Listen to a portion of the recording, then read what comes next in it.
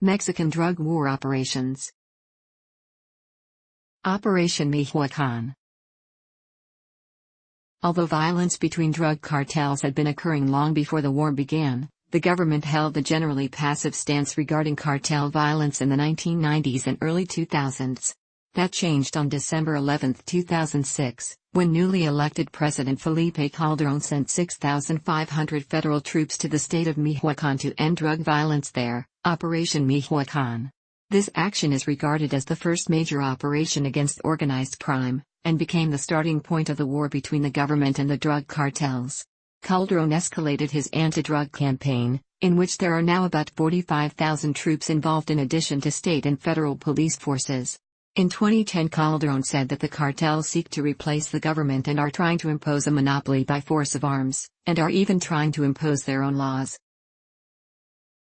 As of 2011, Mexico's military captured 11,544 people who were believed to have been involved with the cartels and organized crime. In the year prior, 28,000 individuals were arrested on drug-related charges. The decrease in eradication and drug seizures, as shown in statistics calculated by federal authorities, poorly reflects Calderón's security agenda. Since the war began, over 40,000 people have been killed as a result of cartel violence. During Calderón's presidential term, the murder rate of Mexico has increased dramatically. Although Calderón set out to end the violent warfare between rival cartel leaders, critics argue that he inadvertently made the problem worse. The methods that Calderón adopted involved confronting the cartels directly. These aggressive methods have resulted in public killings and torture from both the cartels and the country's own government forces, which aids in perpetuating the fear and apprehension that the citizens of Mexico have regarding the war on drugs and its negative stigma. As cartel leaders are being removed from their positions, either in the form of arrest or death, power struggles for leadership in the cartels have become more intense, resulting in enhanced violence within the cartels themselves. Calderón's forces concentrate on taking down cartel members that have a high ranking in the cartel in an attempt to take down the whole organization. The resulting struggle to fill the recently vacated position is one that threatens the existence of many lives in the cartel. Typically, many junior-level cartel members then fight amongst one another, creating more and more chaos. The drug cartels are more aggressive and forceful now than they were in the past, and at this point, the cartels hold much of the power in Mexico. Calderón relies heavily on the military to defend and fight against cartel activity. Calderón's military forces have yet to yield significant results in dealing with the violent cartels, due in part to the fact that many of the law enforcement officials working for the Mexican government are suspected of being corrupt. There is suspicion that cartels have corrupted and infiltrated the military at a high level, influencing many generals and officers. Mexico's National Human Rights Commission has received nearly 5,800 complaints regarding military abuse since the beginning of the drug war in 2006. Additionally, the National Human Rights Commission has completed nearly 90 in-depth reports since 2007, addressing the many human rights violations towards civilians that have occurred while the military officers were actively participating in law enforcement activities. Violence in May 2012, in which nearly 50 bodies were found on a local highway between the Mexico-United States border and Monterrey, has led to the arrests of 4 high-ranking Mexican military officials. These officials were suspected of being on the cartel payrolls and alerting the cartels in advance of military action against them. Such actions demonstrate that Calderón's significant military offensive will continue to reveal mixed results until the military itself is rid of the corrupting influences of the cartels whom they supposedly aim to persecute.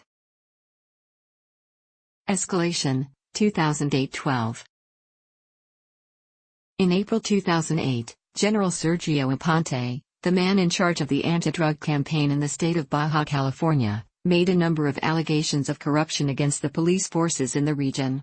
Among his allegations, Aponte stated that he believed Baja California's anti-kidnapping squad was actually a kidnapping team working in conjunction with organized crime, and that bribed police units were being used as bodyguards for drug traffickers. These accusations sent shockwaves through state government. Many of the more than 50 accused officials quit or fled. The progress against drug cartels in Mexico has been hindered by bribery, intimidation, and corruption. 4 months later, the general was relieved of his command. On April 26, 2008, a major battle took place between members of the Tijuana and Sinaloa cartels in the city of Tijuana, Baja California, that left 17 people dead. In March 2009, President Calderón called in an additional 5,000 Mexican army troops to Ciudad Juárez. The United States Department of Homeland Security has also said that it is considering using state National Guard troops to help the U.S. Border Patrol counter the threat of drug violence in Mexico from spilling over the border into the U.S. The governors of Arizona and Texas have encouraged the federal government to use additional National Guard troops from their states to help those already there supporting state law enforcement efforts against drug trafficking. According to the National Drug Intelligence Center, Mexican cartels are the predominant smugglers and wholesale distributors of South American cocaine and Mexico-produced cannabis, methamphetamine and heroin. Mexico's cartels have existed for some time, but have become increasingly powerful in recent years with the demise of the Medellín and Cali cartels in Colombia. The Mexican cartels are expanding their control over the distribution of these drugs in areas controlled by Colombian and Dominican criminal groups, and it is now believed they control most of the illegal drugs coming into the U.S. no longer constrained to being mere intermediaries for Colombian producers. Mexican cartels are now powerful organized crime syndicates that dominate the drug trade in the Americas.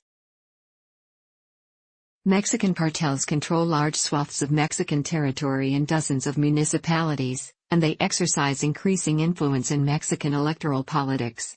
The cartels are waging violent turf battles over control of key smuggling corridors from Matamoros to San Diego. Mexican cartels employ hitmen and groups of enforcers, known as sicarios. The U.S. Drug Enforcement Administration reports that the Mexican drug cartels operating today along the border are far more sophisticated and dangerous than any other organized criminal group in U.S. law enforcement history. The cartels use grenade launchers, automatic weapons, body armor, Kevlar helmets, and sometimes unmanned aerial vehicles. Some groups have also been known to use improvised explosive devices, IEDs. Casualty numbers have escalated significantly over time. According to a Stratfor report, the number of drug-related deaths in 2006 and 2007, 2,119 and 2,275, more than doubled to 5,207 in 2008.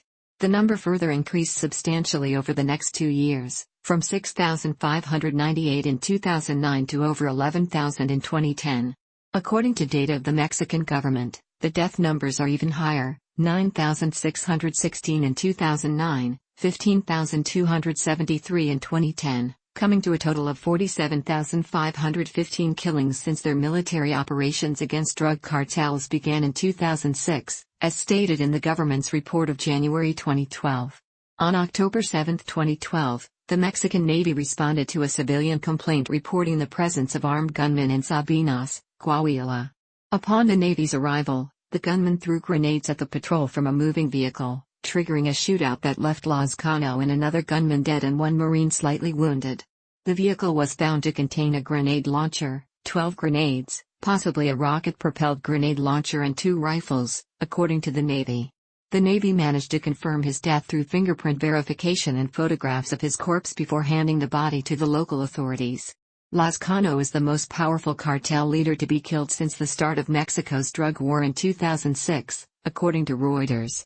This death came just hours after the Navy arrested a high-ranking Zeta member in Nuevo Laredo, Tamaulipas, Salvador Alfonso Martinez Escobedo. The apparent death of Lozcano may benefit 3 parties: the Mexican Navy, who scored a significant blow to organized crime with the death of Lozcano, Miguel Trevino Morales, who rose as the uncontested leader of Los Zetas, and Joaquin El Chapo Guzman, the leader of the Sinaloa cartel and the main rival of Los Zetas. El Chapo is perhaps the biggest winner of the 3, since his primary goal is to take over the smuggling routes in Nuevo Laredo, Tamaulipas, the headquarters of Trevino Morales. If the body hadn't been stolen, it would also be a symbolic victory for Felipe Calderón, who can say that his administration took down one of the founders and top leaders of Los Zetas and consequently boost the morale of the Mexican military. Analysts say that Lozcano's death does not signify the end of Los Zetas. As seen in other instances when top cartel leaders are taken out, fragmenting within the organizations occur, causing short-term violence. Los Zetas have a line of succession when leaders are arrested or killed, but the problem is that most of these replacements are younger, less experienced members who are likely to resort to violence to maintain their reputation. Torres Felix, one of the leaders of the Sinaloa cartel, was killed in a gun battle with the Mexican army in the community of Oso Viejo in Culiacán, Sinaloa early in the morning on October 13, 2012. His body was sent to the forensic center and was guarded by military men in order to prevent his henchmen from snatching the body. After the shootout, the military confiscated several stashes of weapons, ammunition, and other materials. Prior to his death, Torres Felix was a key figure and major drug trafficker for Ishmael Zambada Garcia and Joaquin Guzman Loera, Mexico's most wanted man.